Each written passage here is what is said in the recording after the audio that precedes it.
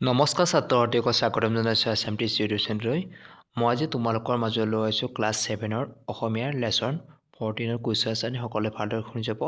আৰু যদি মোৰ চেনেলটো ছাবস্ক্ৰাইব কৰি ৰাখিব যাতে আগলৈ এনেকুৱা ধৰণৰ ক্লাছবোৰ পাই থাকে আৰু সকলোৱে মিলি চেনেলটো যাতে বহুখিনি আগুৱাই নিয়ে তাৰ আশা কৰি আজি ক্লাছটো আৰম্ভ কৰিছোঁ। 3 নম্বৰ উত্তৰ লিখা ক। লিখন কৰ্ষণ আৰু ৰন্ধন কাম কৰিবলৈ কি কি বস্তুৰ প্ৰয়োজন হয়? উত্তৰ লিখন কৰ্ষণ আৰু ৰন্ধন কাম কৰিবলৈ কাপ, শাল আৰু চৰুৰ প্ৰয়োজন হয়। ক নম্বৰ সুকলমে কাম কৰিবলৈ কিহৰ প্ৰয়োজন হয়? উত্তৰ সুকলমে কাম কৰিবলৈ আহিলা পাতিৰ প্ৰয়োজন হয়। গ নম্বৰ উদগতিৰ ঘাই আহিলা কি? উত্তৰ উদগতিৰ ঘাই আহিলা হৈছে বিদ্যা। খ নম্বৰ বিদ্যাহীন জীৱন কেনে বুলি কোৱা হৈছে? উত্তৰ বিদ্যাহীন জীৱন বৃথা বুলি কোৱা হৈছে। ঙ নম্বৰ কি কৰিলে সংসাৰত কৰ্ম কৰিবলৈ সুচল হয়? উত্তৰ বিদ্যাৰে মন পোহৰাই ল'লে সংসাৰত কৰ্ম কৰিবলৈ সুচল হয়।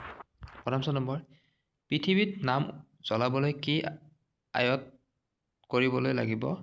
উত্তৰ পৃথিৱীত নাম জ্বলাবলৈ বিদ্যা আয়ত কৰিব লাগিব। ২ নম্বৰ কি কৰিলেও খনিকৰে আন্ধাৰত চিত্ৰ আঁকিব নোৱাৰে? উত্তৰ লিখনি থাকিলেও খনিকৰে আন্ধাৰত চিত্ৰ আঁকিব নোৱাৰে। ৪ নম্বৰ সত্য নে অসত্য লিখা। ক কাপ নহ'লে লিখন কাম কৰিব নোৱাৰি। উত্তৰ সত্য। খ নম্বৰ বিদ্যাহীন জীৱন সুখৰ বুলি সকলোৱে স্বীকাৰ কৰে। উত্তৰ অসত্য। গ নম্বৰ শাল নহ'লে কৰ্ষণ কৰিব নোৱাৰি। উত্তৰটো হৈছে সত্য।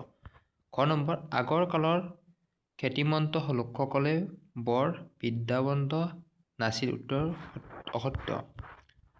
৫ নম্বৰ খালী ঠাই পূৰ কৰা। ক লাগতিয়াল আহিলা পাতি যতনাই নহ'লে কোনো কাম সুকলমে কৰিব নোৱাৰি। খ নম্বৰ এইবোৰ কামৰ যেনে সুকীয়া আহিলা আছে এনেবোৰ কামৰো তেনে সুকীয়া আহিলা আছে। গ নম্বৰ বিদ্যাই আন্ধাৰ কাটি মন ফৰকাল নকৰিলে মানুহে তাৰ ক্ষমতা লগাবলৈ ঠাই দেখা নাপায়। ঘ নম্বৰ কাপ নহ'লে লিখন কাম কৰিব নোৱাৰি। ঙ নম্বৰ বিদ্যাৰে মন পোহৰাই নহ'লে সংসাৰত কৰ্ম কৰিবলৈ সুচল নহয়। ৮ নম্বৰ সমাৰ্থক শব্দবোৰ আঁচ টানি মিলোৱা। উত্তৰ সুকলমে অনাশয়ে সুকীয়া পৃথক বৃথা নিম্ফল নিষ্ফল ফৰকাল পৰিষ্কাৰ পোহৰ আলোক লাগতিয়াল প্ৰয়োজন। আজিৰ ক্লাছটোত ইমানখিনি আছিল। নেক্সট আৰু বাকী লেচনৰ ক্লাছবোৰ দি থাকিম। সকলোৱে ভালকৈ পঢ়িব বুলি আশা কৰি ইমানতে সমাপ্ত কৰিলোঁ। নমস্কাৰ।